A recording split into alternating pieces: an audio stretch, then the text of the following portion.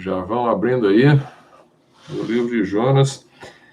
Vou dar uma geral assim no que a gente tinha visto anteriormente. Primeiro capítulo de Jonas, a gente viu, então, quer dizer, não estudamos o capítulo primeiro inteiro. Na aula passada a gente deu uma geral assim no contexto do livro de Jonas, né? E aí, só relembrando um pouquinho, enquanto o pessoal vai chegando, né? Então a gente viu ali a história no geral, todo mundo já conhece, né? Engolido lá pelo peixe. Alguns acham que era uma baleia, alguns acham que era um tubarão, alguns acham que é um cachalote, alguma coisa assim, né? E esse Jonas aí, a gente conhece ele lá do Segunda Reis, a gente sabe que ele viveu nos dias do Jeroboão II no Reino do Norte, né? E nós vimos então o panorama histórico, o povo de Israel estava em paz ali com paganismo, idolatria dentro do reino, né? Mas eles estavam prosperando momentaneamente, financeiramente, vamos dizer assim, estavam em paz com seus inimigos, inclusive com a Síria, que é onde fica Nínive, né, a cidade. E eles então receberam essa mensagem do Jonas, não, receberam mensagem de vários profetas, na verdade, não vou nem dizer do Jonas, mas de vários profetas a respeito do seu estado espiritual, mas eles não estavam se arrependendo, né? E Deus, por um momento, decide falar com os assírios, né?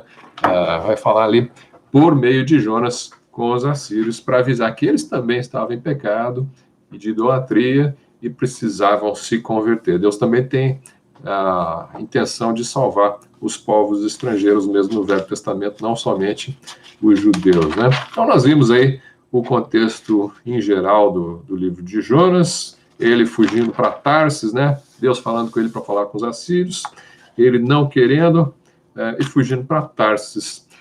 Eu vou fazer uma oração, né, porque a gente vai pegar emendada aí, a gente leu aí quase todo o primeiro capítulo, onde ele está nesse navio e vem a tempestade, né? Nós paramos no meio da tempestade.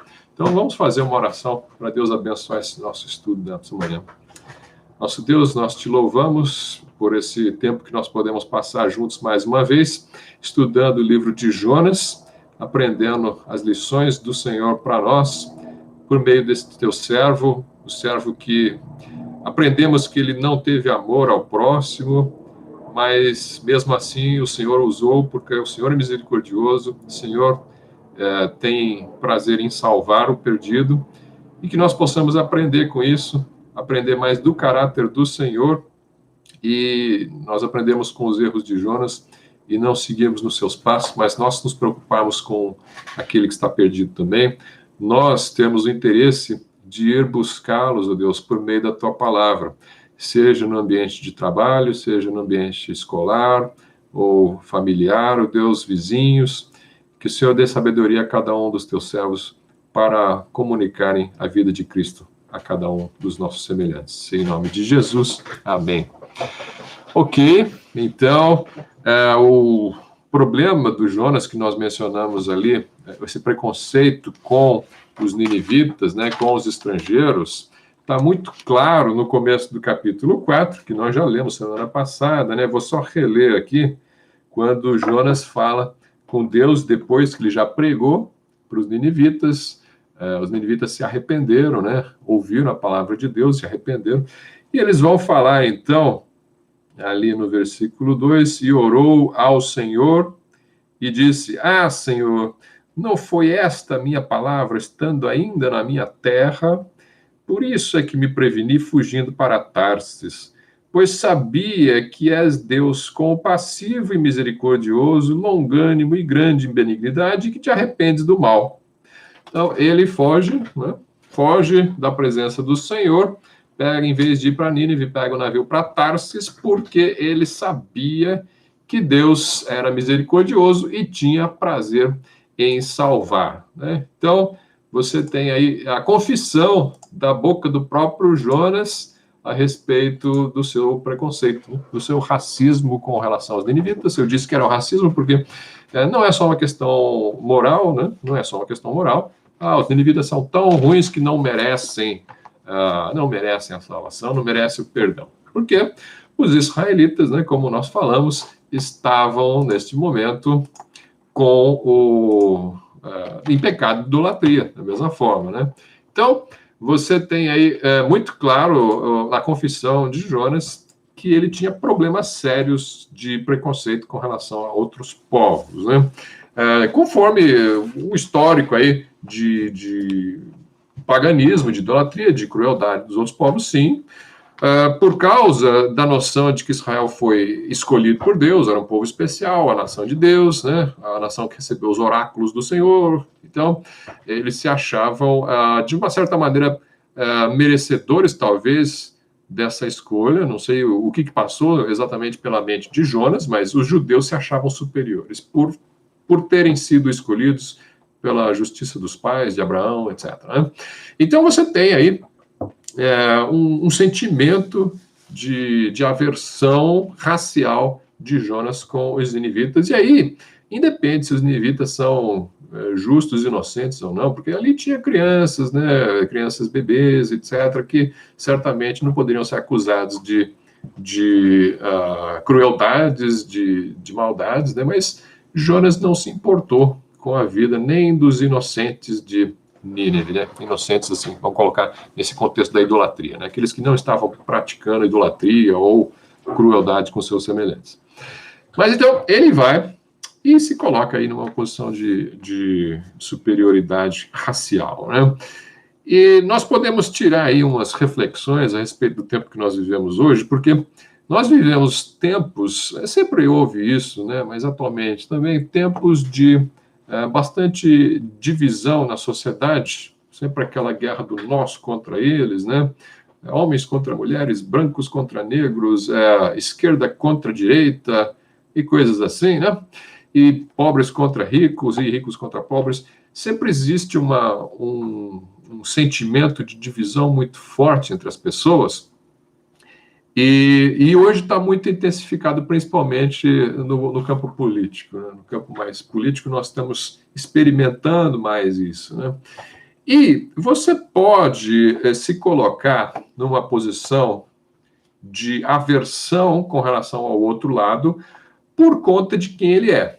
E esquece se é político, se é outra coisa. Não, vamos colocar assim, você pode colocar até com relação... Vamos colocar a raça como um exemplo, já que o assunto do livro está ligado com raça, né?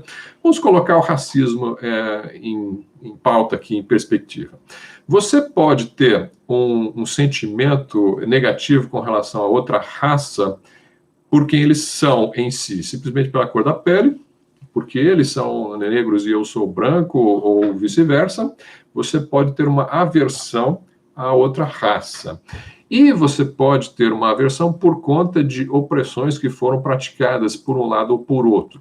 No momento, na sociedade ocidental, pelo menos, você tem mais o quadro do branco oprimindo o negro, de uma maneira geral, mas existe casos do contrário também. Você vai ter negros oprimindo brancos em certas situações, principalmente ao longo da história, né? Porque você vai ter nações no passado na África que dominaram seus povos vizinhos e que escravizaram eles também, né? Nações negras, né? Etíopes dominaram, foram muito poderosos no passado, e outros povos também. Ainda hoje existe muita escravidão na África, né? E entre os povos negros mesmo. E os brancos, aqui já na América, eles escravizaram os negros. Então, eles se colocaram em posição de superioridade e de humilhar outra raça, e isso perdura até hoje, né, no sentimento, na cultura popular. É uma coisa muito negativa. Agora, você que pertence a uma raça ou a outra, você pode assumir uma atitude de aversão à outra raça e condenar a outra raça, ou então você pode tentar aprender com Jonas, se você for cristão, né, e você amar o próximo, né? A questão, independentemente das justiças e injustiças que acontecem na sociedade, o amor ao próximo e até o amor ao inimigo é algo pregado por Jesus Cristo, né? E é isso que deve mover o nosso pensamento, os nossos corações, até porque você tem, como eu falei, individualmente pessoas que são inocentes deste pecado, né, de humilhar o próximo, né? E você tem pessoas culpadas de ambos os lados. Então, você não deve classificar pela raça, né? Biblicamente, você não deve classificar as pessoas pela raça e muito menos julgar as pessoas pela raça. E, na verdade, nem Deus assim o faz. Deus, no juízo final, ele não vai tratar nações, ele não vai tratar raças, ele vai tratar indivíduos. Você pode ter um negro que humilhou raças diferentes e você pode ter um branco que humilhou raças diferentes, e eles vão ser julgados pelos seus pecados individualmente. Então, isso tem que ser levado em conta, né? Tem um texto lá do Novo Testamento que fala a respeito disso, em Romanos 2, antes da gente entrar no estudo mais verso a verso do livro de Jonas, né? Um pouco de reflexão aqui sobre esse assunto que está presente no livro, né? Você tem ali no livro de Romanos, capítulo 2, dá uma olhada só no versículo 1, Romanos 2, 1.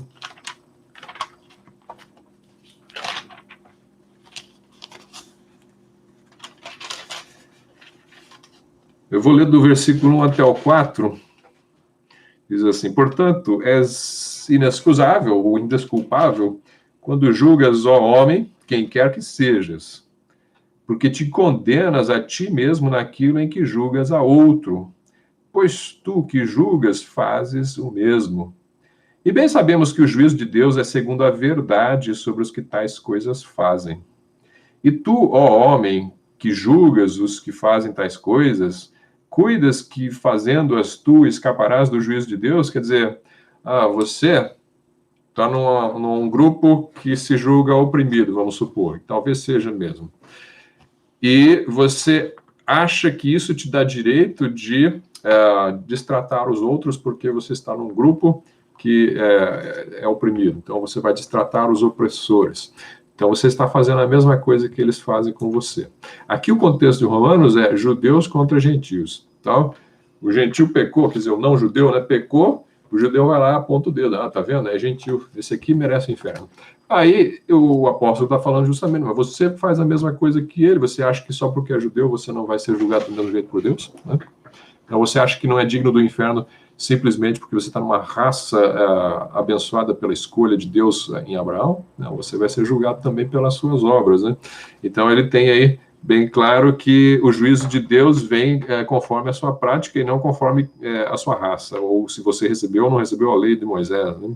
Versículo 4, ou desprezas tu as riquezas da sua benignidade, paciência e longanimidade, ignorando que a benignidade de Deus te leva ao arrependimento.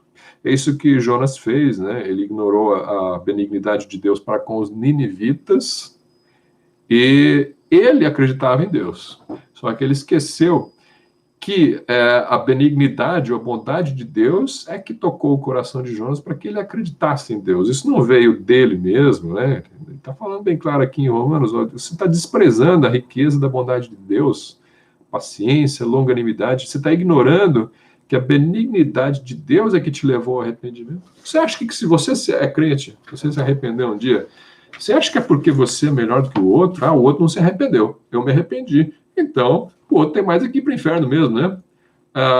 Cuidado, seu Jonas. Porque, na verdade, se você se arrependeu, é simplesmente porque a bondade de Deus produziu arrependimento no teu coração. E você deve orar e trabalhar para que isso aconteça também no coração do seu próximo, né? Seja alguém que você considera teu inimigo ou não. Então, esses sentimentos são muito tratados na Bíblia. A Bíblia é bem clara, bem direta com relação a esses pontos, né? E ela deixa exposta a maldade do coração do homem, ela deixa exposto o orgulho humano, né? E a gente vê aqui também no versículo 12 do Romanos 2, porque todos os que sem lei pecaram, sem lei também perecerão, e todos os que sob a lei pecaram, pela lei serão julgados, né? Ele não está fazendo diferença se você é judeu, se não é judeu, e Jonas estava fazendo diferença. Os pecados de Israel eram os mesmos dos assírios nessa época, e Jonas não deveria ter feito a diferença, então. Bom dia, Tomás Júnior, chegando mais um aqui para a nossa aula. Então, muito claro na Bíblia, esse cuidado que nós, como cristãos, irmão Samuel também, bom dia, estamos aí sujeitos a isso no nosso coração. Eu estou sujeito, você está sujeito a se sentir superior ao próximo, ou então a se sentir inferior por situações que não estão ao teu alcance, né? Às vezes você se sente inferior por uma situação da vida que Deus te colocou. Você nasceu naquele estado, naquela família, naquele povo, e por que você está se achando inferior a outros povos por causa disso, né? Não é bíblico. Na verdade, somos todos descendentes de Adão e Eva, somos todos criados à imagem e semelhança de Deus, e todos estamos caídos em nossos pecados, precisamos da misericórdia de Deus. Misericórdia é o ponto-chave do livro de Jonas, é aprender que Deus é misericordioso, aprender essa lição muito importante, né? Então, vamos ver aí no capítulo 1, né? Aquela misericórdia que Deus teve por nós, que às vezes a gente não quer que ele tenha pelos outros. Bom, Paulo, irmã Heloísa, bom dia. Então, lembre-se disso. Nosso ponto-chave aqui, Deus é misericordioso e ele não faz acepção de pessoas. Se é pobre, rico, homem, mulher, livre, escravo, branco, negro, asiático, seja lá o que for. Ele disponibiliza a sua salvação a todos. E todos são igualmente não merecedores da sua graça, né? Irmão Benedito, bom dia. Então, vamos lá. Nós queremos misericórdia de Deus, vamos querer a misericórdia para o nosso próximo também. Jonas capítulo 1, versículos 7 a 9, vamos dar continuidade, então, à leitura do... Vou ler esse trechinho que a gente já viu na aula passada, né? Só para retomar. E diziam, aqui Jonas 1:7, e diziam cada um ao seu companheiro, vinde e lancemos sortes, para que saibamos por que causa nos sobreveio este mal. Esse mal quer dizer a tempestade, né? Tempestade que estava ali naquele barco no mar Mediterrâneo. E lançaram sortes, e a sorte caiu sobre Jonas. Então lhe disseram, declara-nos tu agora por causa de quem nos sobreveio este mal. Que ocupação é a tua? De onde vens? Qual é a tua terra? E de que povo és tu? E a resposta de Jonas, então, foi sorteado ali, a gente já discutiu esse ponto, né? Foi sorteado, caiu a sorte em cima de Jonas, ele tem que se explicar. Versículo 9, e ele lhes disse, eu sou hebreu e temo ao Senhor, o Deus do céu, que fez o mar e a terra seca. Tá, então essa é a resposta de Jonas. Eu sou hebreu, olha que orgulhoso, né? Eu sou hebreu. Ele tinha que responder, né? Eles perguntaram de onde que ele é. Então, ela está falando, sou hebreu. Temo ao Senhor, temo a Yahweh.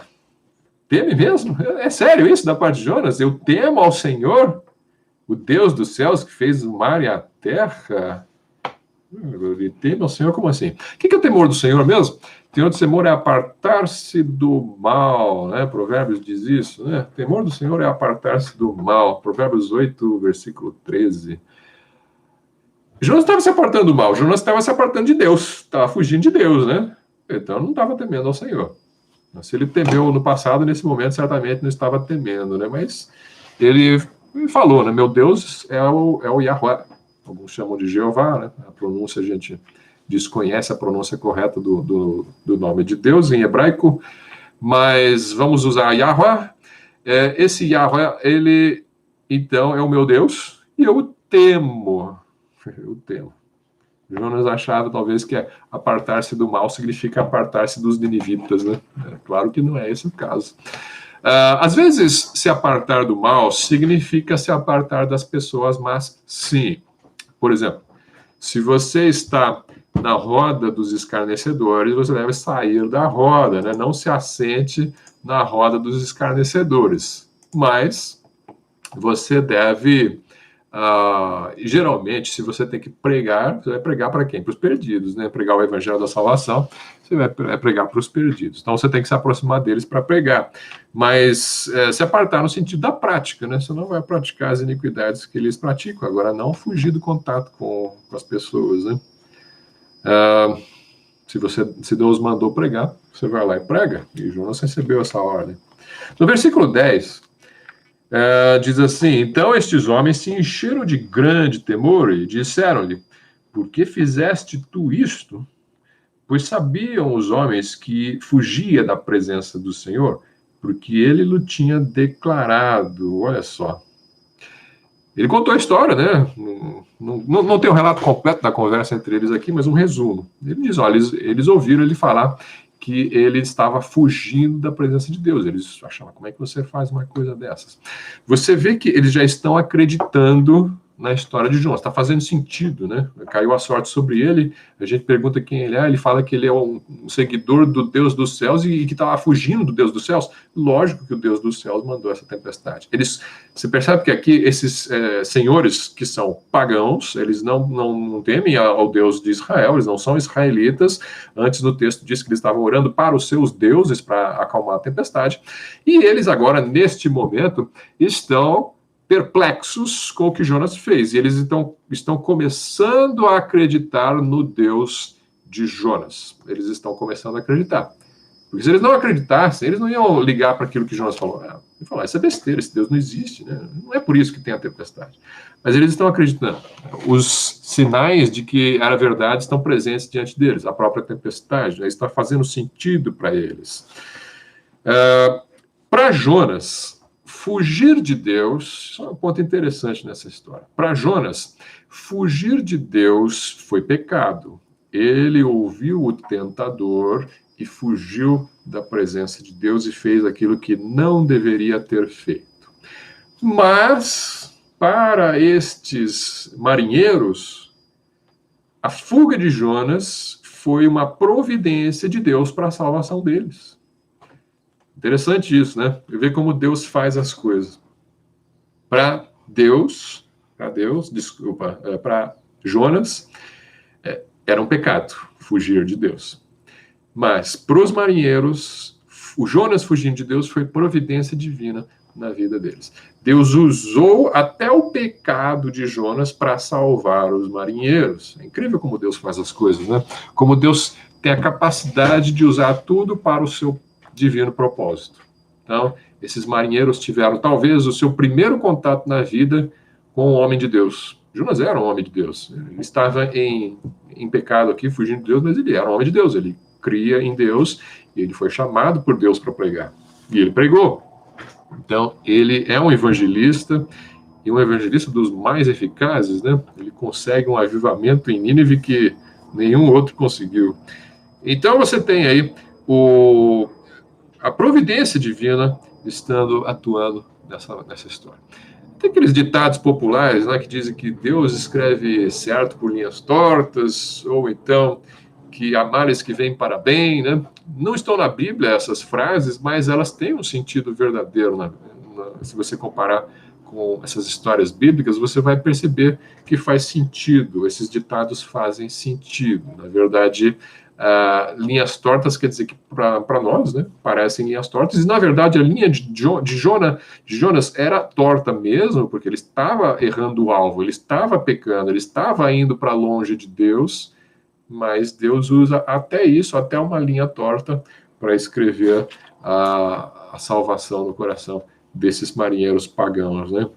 Se você for comparar com a situação de pandemia do Covid-19 que nós estamos experimentando hoje, que já nem sei se pode ser chamado mais de Covid-19 ou essa Covid-21, se o vírus está mudando, né? Mutações e mais mutações. Então você tem aí um sofrimento muito grande acontecendo e, certamente, muita gente está se convertendo por causa dessa doença.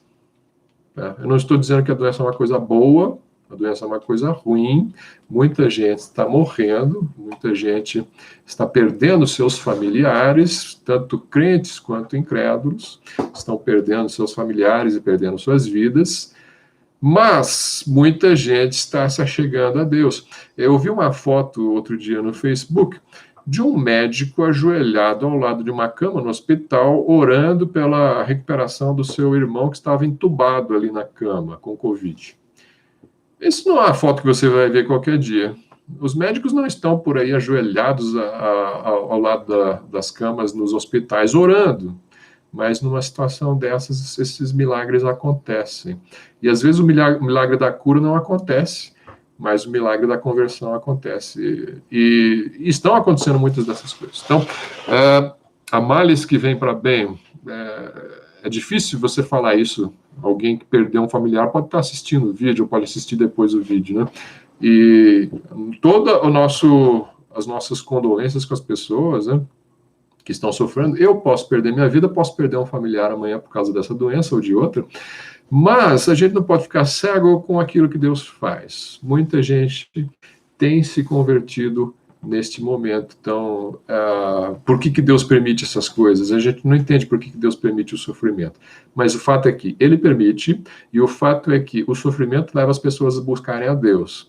E o conforto muitas vezes não leva. E Deus, sabendo disso, Ele permite essas coisas acontecerem. Tá? Outra coisa, Deus tem exposto muitos falsos profetas por meio dessa doença. Aqueles falsos curandeiros, que têm se mostrado completamente incapazes de curar as pessoas em meio a essa pandemia. Você não está vendo o Brasil sendo curado do coronavírus por meio das orações poderosas daqueles super profetas e super apóstolos que têm o dom da cura supostamente e que não estão indo nos hospitais recuperar as pessoas. Os leitos de UTI estão cada vez mais lotados, né? Na nossa cidade parece que ainda não tanto, mas é questão de momento também isso aí, né? Isso aí não sabemos como é que vai ser amanhã, mas o fato é, observe o que está acontecendo e veja quem é que está falando verdade, quem é que está falando mentira.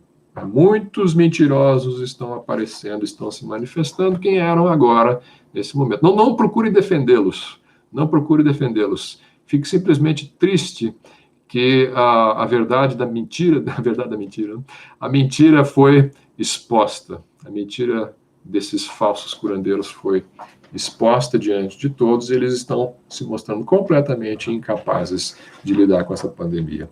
Milagres acontecem, curas acontecem de acordo com a oração do povo de Deus, mas isso é dentro da soberania da vontade de Deus, e nós estamos vendo que aqueles que prometiam que iam curar não estão fazendo isso. Versículos 11 a 12 diz assim: E disseram-lhe: Que te faremos nós para que o mar se nos acalme? Porque o mar ia se tornando cada vez mais tempestuoso. E o versículo 12: E ele lhes disse: Levantai-me e lançai-me ao mar, e o mar se vos aquietará, porque eu sei que por minha causa vos sobreveio esta grande tempestade. Me matem, né? Me matem aí, que vai... Olha só, pensa bem. Deus iria acabar com a tempestade se os marinheiros oferecessem Jonas ao mar. Isso aí lembra uma antiga história grega, uma lenda grega, em que você tem um rei de Troia que amarra acorrenta a sua filha. O nome da filha nessa história era Hesione, em uma rocha à beira-mar, e ela está oferecendo essa mulher a Netuno, o deus do mar, que viria com a aparência de um tubarão na maré alta. Quando a maré subisse e cobrisse a moça, o rei Netuno iria aparecer na forma de um tubarão e iria comer essa virgem filha do rei de Troia. Mas Hércules apareceu, lutou com o monstro e salvou a donzela. Essa é uma lenda, não é um dos 12 trabalhos de Hércules, mas é uma outra história do Hércules que você tem aí na Grécia Antiga, né? Por que eu levantei essa história? Porque será que Deus, Yahweh, é tipo Netuno, assim? Né? Ele é como Netuno, que quando ele está irado, basta você jogar alguém para ele, aí ele se acalma, ele mata essa pessoa, pronto, agora está tudo certo, né? Será que é isso? Será que a gente pode comparar Deus, o Deus verdadeiro, Deus criador dos céus e da terra, com o caráter dos deuses pagãos, onde ele exige a oferta de uma pessoa para aplacar a sua ira, né? Isso é um assunto delicado. Esse aqui é um assunto complicado, por quê? Já vou dizer por quê. Eu estava uma vez, anos atrás, no Peru, numa conferência de geofísica, e tinha ali uma guia turística. Teve uma visita ao Templo do Sol, ali em Cusco, dos Incas, né? Os antigos Incas construíram o Templo do Sol, e ali no pátio do Templo do Sol tinha altares, tinha um altar ali, que a guia do grupo, que estava explicando o que acontecia, né, era uma descendente dos Incas, claramente, fisicamente, a gente via que ela era uma descendente dos Incas, e falava com orgulho sobre a cultura Inca, e ela falou que naquele altar eram oferecidas virgens aos deuses, né? Elas eram mortas, acorrentadas e mortas ali, o seu sangue era derramado naquele altar para satisfazer os deuses e aplacar a ira dos deuses, né? E eu conversando com ela, em particular, depois ali, né, no grupo um pouco afastado, assim, eu falei, olha, o cristianismo tem uma semelhança com a religião dos Incas. Ela ficou curiosa, assim, ela cultuava ali a Mãe Terra, né? Os Incas têm muito esse culto da Mãe Terra. Ela ficou curiosa, eu falei, porque existe sacrifício humano no cristianismo. Existe sacrifício humano, não podemos negar. A diferença muito importante, é que nas outras religiões, eles estavam sempre oferecendo pessoas para aplacar a ira dos deuses. E no cristianismo, apenas uma pessoa foi oferecida na história pelos pecados de toda a humanidade. E essa pessoa foi Jesus Cristo, o Filho de Deus, que também era filho do homem, ele era homem, né? Então foi um sacrifício humano.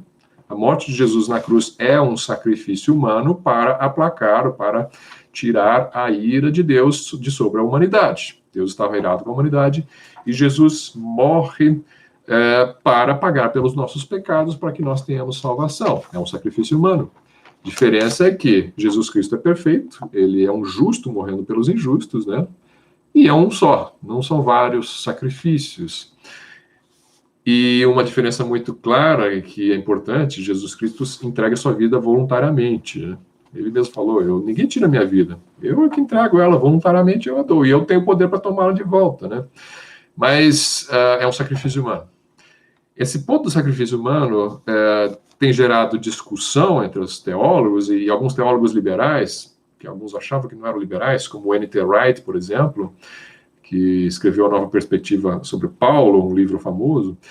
Ele tem problema com essa ideia do sacrifício de Cristo para aplacar a ira de Deus. Ele diz o seguinte, eu vou citar um pedaço do livro The Day the Revolution Began. Eu não sei se tem em português esse livro, mas ele diz o seguinte, ele é um teólogo inglês muito famoso. Temos paganizado nosso entendimento da salvação. Presta atenção. Nós, cristãos, temos paganizado o nosso entendimento da salvação, usando a ideia de que Deus matou o seu filho para satisfazer sua ira, em lugar da noção genuinamente bíblica que iremos explorar. Então, ele fala assim, essa noção aí que as igrejas estão pregando, de que Deus matou Jesus para satisfazer a sua ira, isso é pagão. Isso aí é mentira, ele diz. Eu vou explicar qual é o evangelho genuinamente bíblico. Aí ele vai, escreve o livro para explicar isso. Ele diz também que Jesus tenha morrido em lugar dos pecadores é mais próximo da ideia pagã de uma divindade irada sendo aplacada pela morte de um humano do que daquilo que está nas escrituras judaicas e do Novo Testamento. Ele está falando, a Bíblia não ensina isso, não. A Bíblia não ensina isso, não, que Deus está irado e morre um humano para satisfazer a sua ira. Isso aí são os pagãos que pensam. Será que é? Será que as escrituras judaicas e o Novo Testamento não explicam isso? Eu não vou gastar muito tempo com isso, não. É um ponto importante do assunto que apareceu aqui no livro de Jonas, e que eu li essa semana sobre o N.T. Wright, sobre isso, por coincidência, né? Mas em uma entrevista, para ser justo aí com o N.T. Wright, ele diz que Jesus morreu para pagar pelos nossos pecados. Eu vi uma entrevista dele falando, eles estavam justamente questionando ele sobre isso. Você acredita ou não acredita? Não. Sim, Jesus morreu para pagar os nossos pecados, ele acredita. Mas ele não gosta da ideia de um Deus irado matando o próprio filho para nos justificar. Isso parece abuso infantil, ele diz. Nossa, será que é abuso infantil? Deus... não, Deus não matou porque estava irado. Olha, vamos lá no Isaías 53, rapidinho, né? Isaías 53, versículo 5. Será que foi Deus que matou? Ou Deus tentou evitar e aí não conseguiu e ficou com pena, mas Jesus morreu assim mesmo? Que história é essa, né? Isaías 53, versículo 5, mas ele, o Messias, né, Jesus, mas ele foi ferido por causa das nossas transgressões, foi ferido, morreu pelo nosso pecado. E moído por causa das nossas iniquidades. O castigo que nos traz a paz estava sobre ele, e pelas suas pisaduras fomos sarados. Ele foi moído, né? Não tem, por nossos pecados. Então, aconteceu, morreu pelos nossos pecados. Mas quem matou ele? Quem matou? O versículo 10 diz: toda a vida ao Senhor agradou moê-lo. Versículo 5 diz que ele foi moído. E versículo 10 diz que foi Deus que moeu ele. Foi o Senhor, Yahweh, que agradou-se moê-lo, né? Fazendo-o enfermar. Quando a sua alma se puser por expiação do pecado, verá sua posteridade, prolongará os seus dias, e o bom prazer do Senhor prosperará na sua mão. Né? Ele fez isso com alegria. Quer dizer, não no momento, evidentemente, né? Ele sofreu, passa de mim esse cálice, essa história toda. Mas depois ele foi exaltado, ele se alegrou com o fruto do seu trabalho. Né? Essa é a diferença, não é abuso infantil. Por que não é abuso infantil? Porque Jesus Cristo se entrega voluntariamente, ele obedece o Pai voluntariamente e ele dá a sua vida pelas ovelhas. Ele morreu porque ele quis nos salvar. Não é assim que o Pai está abusando do Filho, não. O Pai e o Filho querem salvar a humanidade, só que o meio pelo qual isso é feito é o Pai matando o Filho para pagar uma dívida que é nossa.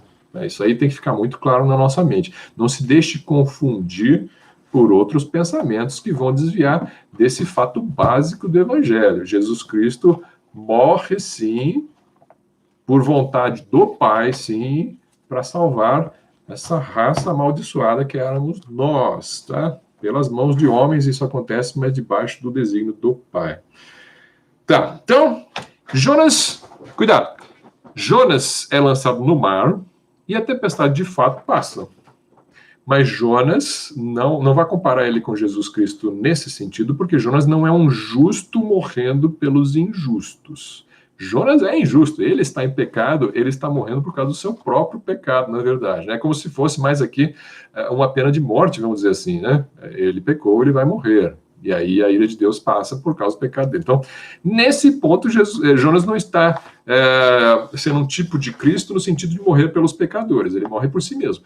Agora, ele é um tipo de Cristo no fato de ter passado 3 dias no ventre de um peixe, assim como o Filho do Homem passou 3 dias no ventre da terra. Isso aí, Mateus 12 nos deixa bem claro que Jonas, sim, é um tipo de Cristo com relação à sepultura, mas não com relação à sua justiça, evidentemente, né? E aí lá, os marinheiros, então, vão... Qual que é a reação deles? Versículo 13.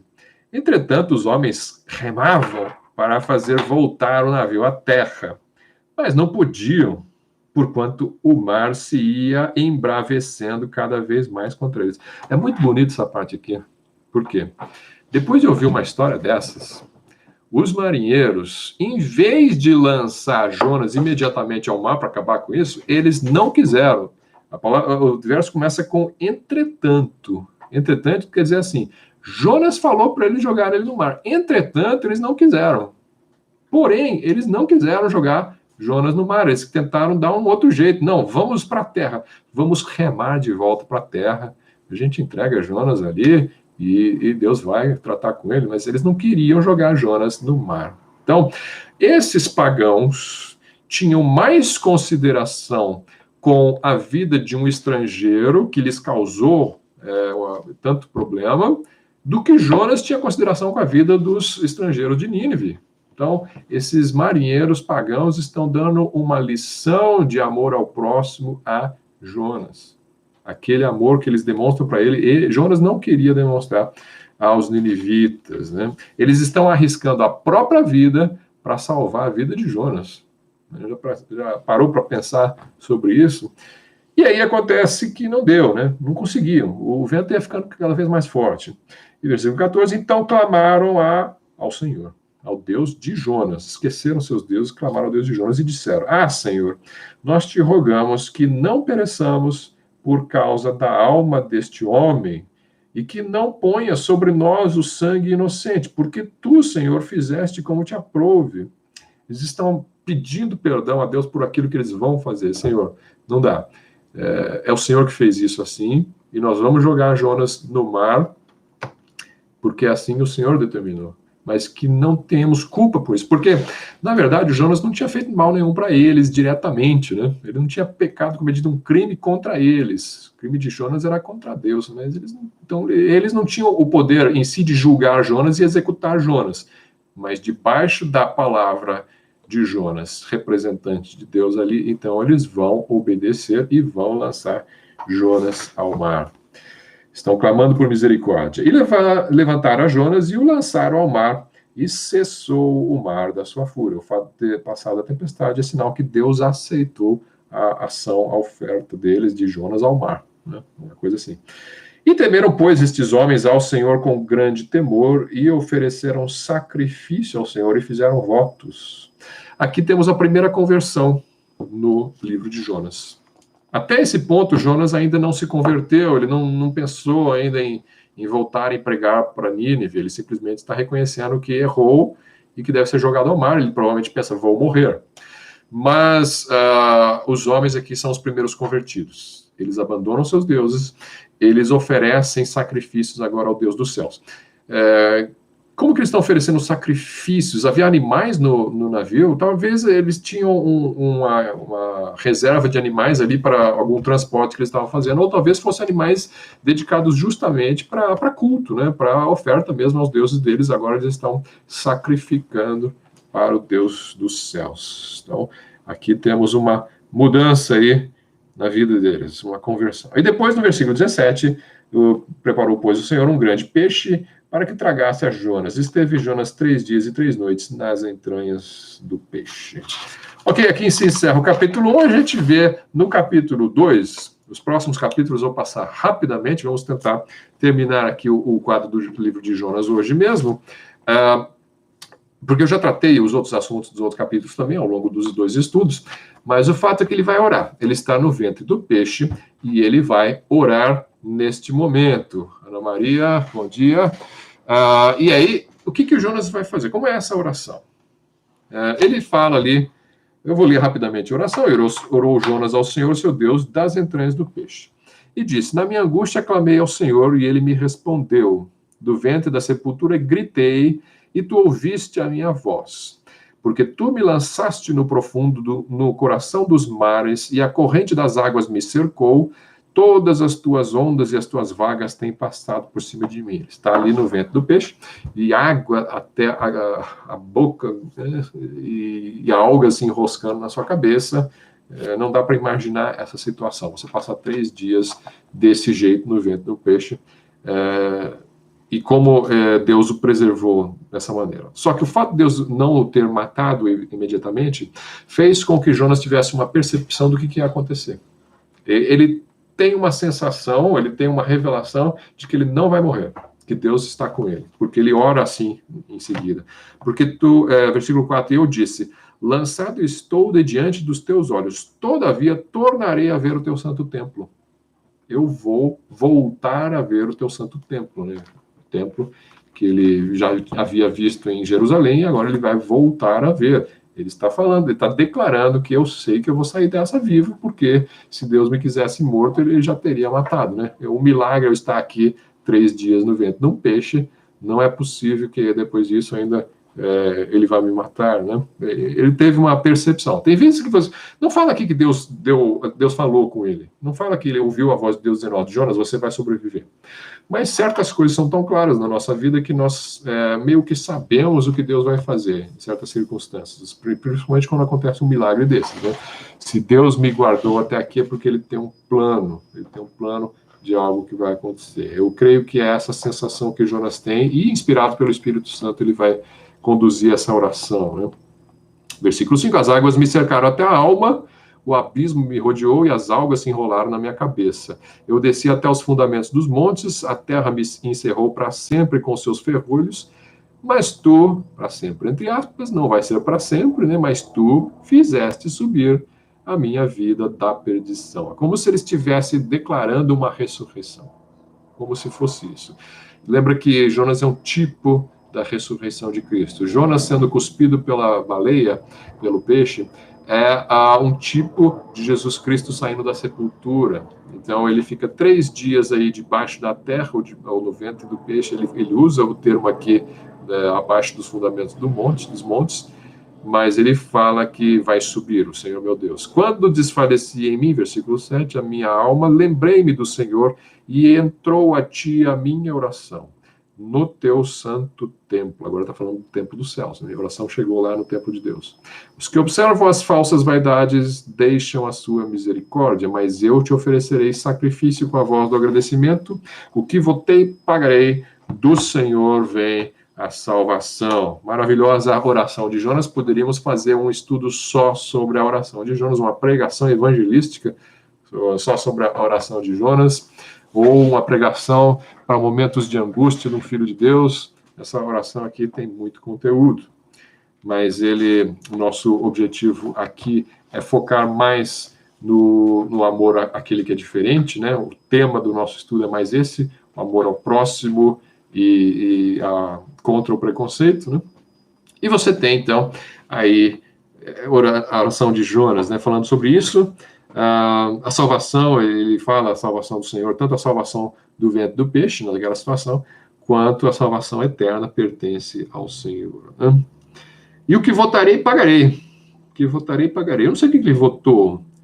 Oferecer sacrifícios, pregar em Nínive. Senhor, se o Senhor me livrar dessa, eu vou para Nínive. Eu não sei o que ele votou, mas o voto dele, ele está falando que vai cumprir. Né?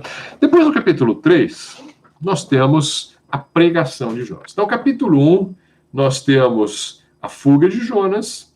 Capítulo 2, nós temos a oração de Jonas. Capítulo 3, nós temos a pregação de Jonas. Ele vai começar a pregar em Nínive. Deus falou, vai lá em Nínive e prega. E aí, ele foi para Nínive. Versículo 3. E levantou-se Jonas e foi a Nínive, segundo a palavra do Senhor. Depois, eu pulei o versículo 10, né, mas versículo 10 é simplesmente do capítulo 2, né, falou, pois, o Senhor ao peixe, e este vomitou a Jonas na terra seca. Aí, então, no versículo 3 do capítulo 3, levantou-se Jonas e foi a Nínive, segundo a palavra do Senhor. Ora, Nínive era uma cidade muito grande, de 3 dias de caminho. Levava 3 dias para percorrer a cidade inteira a pé, pregando. Né? E começou Jonas a entrar pela cidade, caminho de um dia, e pregava, dizendo, ainda 40 dias, e Nínive será subvertida, ou destruída, né? Derrotada. E os homens de Nínive creram em Deus, e proclamaram um jejum, e vestiram-se de saco, desde o maior até o menor. Olha só, a cidade com 3 dias para percorrer. Aqui tem o irmão, deixa eu só fazer uma pausa aqui, o irmão Freitas está pedindo uma live com o tema dos 3 dias de escuridão. 3 dias de escuridão. Desculpa, irmão Freitas, eu não sei que 3 dias são esses. Uma live sobre quais 3 dias de escuridão. Não sei. Depois deixa escrito aí. Eu não sei se ele está falando dos 3 dias de Jonas no ventre do peixe, ou se são outros 3 dias. Eu não estou a par do contexto aí. O irmão Freitas pode dar mais detalhes, a gente pode pensar e falar sobre isso. Eu posso gravar um vídeo sobre isso, mas se eu souber exatamente do que se trata. Então, enquanto isso, eu vou pesquisar, irmão. Depois eu dou uma olhada. Aí você tem, então, Jonas pregando. Ele prega um dia só. 3 dias para percorrer a cidade, mas bastou um dia de pregação, o pessoal já se arrependeu. A notícia se espalhou. Né? Como eu falei na aula passada, eu não sei o que aconteceu para gerar essa conversão em massa em Nínive. Como eu falei, eu posso especular. Será que alguém viu o peixe vomitando Jonas? Será que as marcas da corrosão que havia no corpo dele, por causa dos ácidos do estômago do peixe, geraram marcas que serviam de testemunha? Não sei, não temos como saber. O texto não diz por que o povo acreditou em Jonas, mas acreditaram. Falou e acreditaram. Não diz que ele fez mais algum sinal, mas o Novo Testamento diz que ele, em si, Jonas, foi um sinal para Nínive. O povo se arrepende, o povo se veste de sacos em sinal de humilhação, né? Eles fazem o jejum, o rei de Nínive faz o jejum também, e manda todo mundo fazer jejum, E até os animais não podia beber água, não podia comer, não podia fazer nada. Enquanto Deus não mudasse de ideia, eles não iam comer, não iam beber, nem que estivesse que morrer naquele jejum, mas eles queriam a graça de Deus, eles queriam a proteção do Senhor, tá? Então, eu vou só salvar aqui a tela, porque aí tem umas perguntas aqui para eu responder depois. Mas depois, então, você tem o povo se convertendo, né? Essa é a segunda conversão do livro de Jonas. Primeira conversão, na verdade, essa é a terceira, né? A primeira conversão são os marinheiros. A segunda conversão é Jonas do ventre do peixe, se arrependendo e falando, eu vou pagar o que eu vou ter. E a terceira conversão são os ninivitas. Então, o Jonas é um livro de salvação, né? Um livro de salvação. E aí você tem aí uma conversão que fica claro que é uma conversão pelo medo. Uma conversão pelo medo. Você vê no versículo 9 do capítulo 3, eles dizendo assim, quem sabe se voltará a Deus e se arrependerá e se apartará do furor da sua ira, de sorte que não pereçamos. Eles estão com medo de perecer. Então eles falam, olha, vamos nos arrepender, vamos abandonar o mal, vamos fazer um jejum. Quem sabe Deus vê a gente fazendo isso e ele ainda volta atrás, né? E ele se arrepende do mal que ele falou. Então eles estão com medo da ira de Deus. Estão com medo da ira de Deus. Não é errado, não pense que é errado a pessoa se converter porque está com medo do inferno. Tá? A gente às vezes fala assim, não, mas você tem que vir para Deus por amor e não por medo. Olha, venha para Deus, venha para Deus. Depois você vai amá-lo melhor, mas se é por medo, se é por amor, se é por sei lá o quê, mas pela verdade, que seja verdade, né? Não seja por mentira. Então você tem Deus... pela ira, pela pregação de que a Nínive seria destruída em 40 dias, o povo então fez esse jejum, né?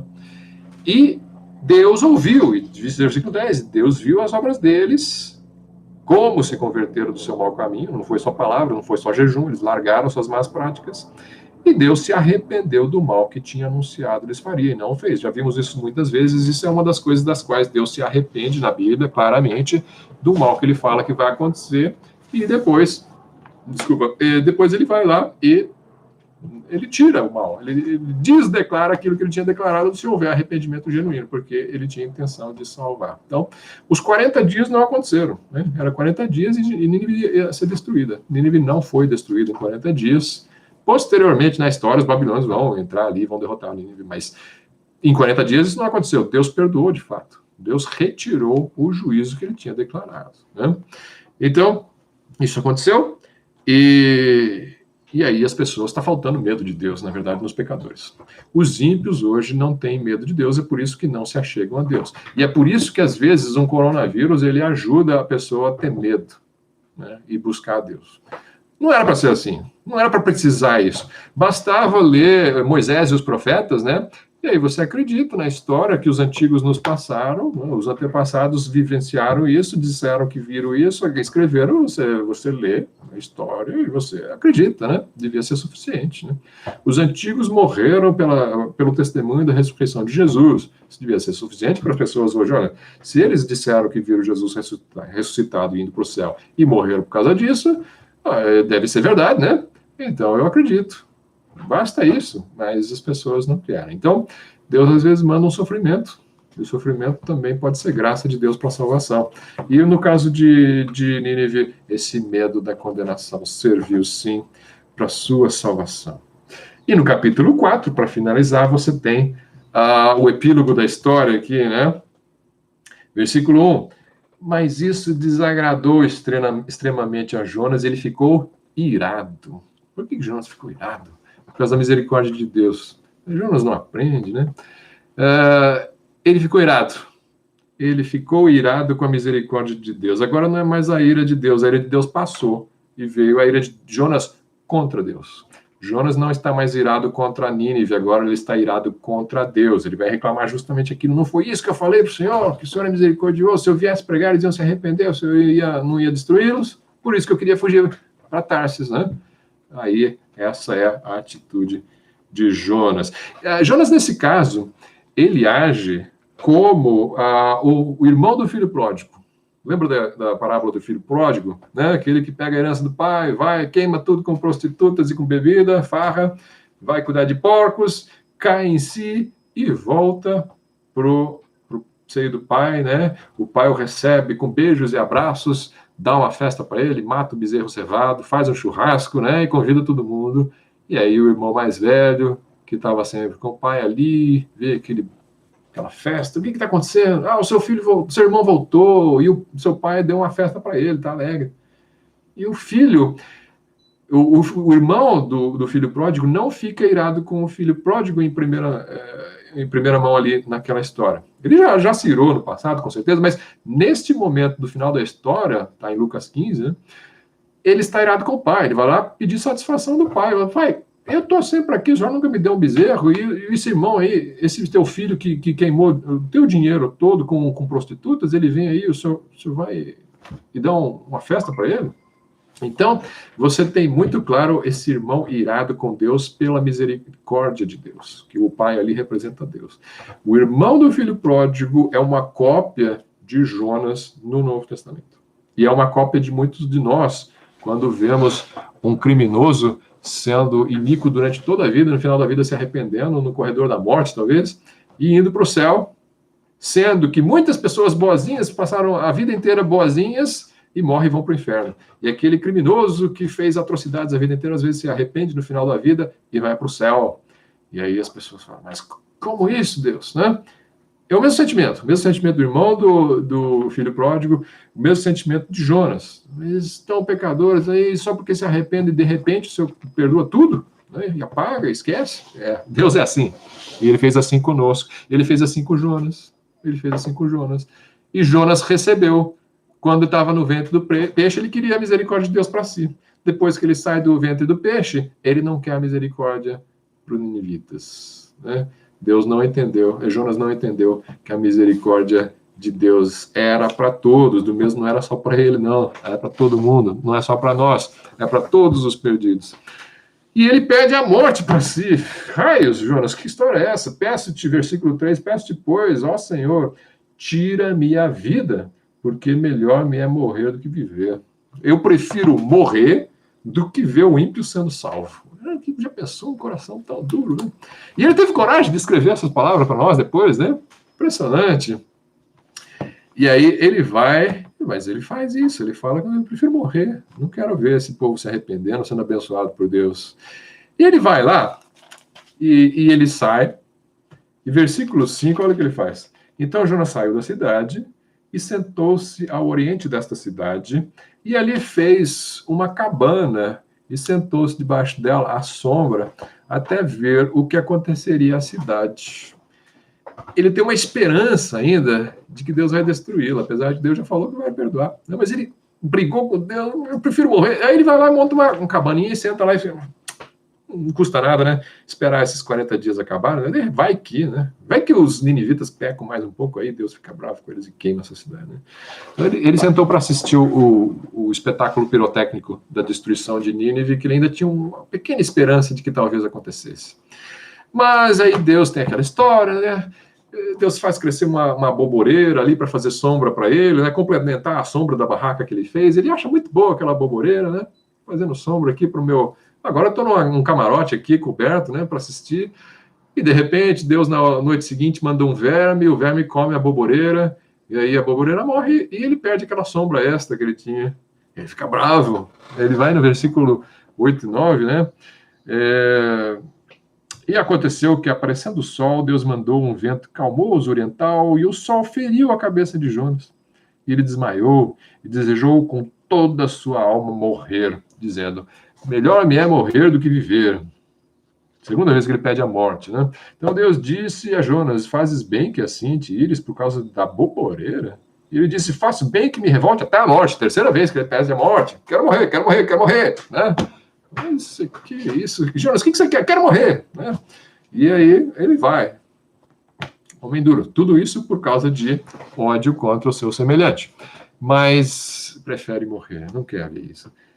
Tá... Tudo bem, mas Deus não vai matar, não. Deus vai salvar. Não adianta você desejar a morte do ímpio e declarar a morte do ímpio. Não, Deus quer salvar. Às vezes, Deus é que sabe, né? E disse o Senhor: tiveste tu compaixão da bolbureira, na qual não trabalhaste, nem a fizeste crescer, que numa noite nasceu e numa noite pereceu. E não hei de eu ter compaixão da grande cidade de Nínive, em que estão mais de 120.000 pessoas que não sabem discernir entre sua mão direita e sua mão esquerda, e também muitos animais. Hoje em dia tem muita gente pedindo tua morte, porque você é crente, porque você é de direita ou é de esquerda, que você é negro, você é branco, né?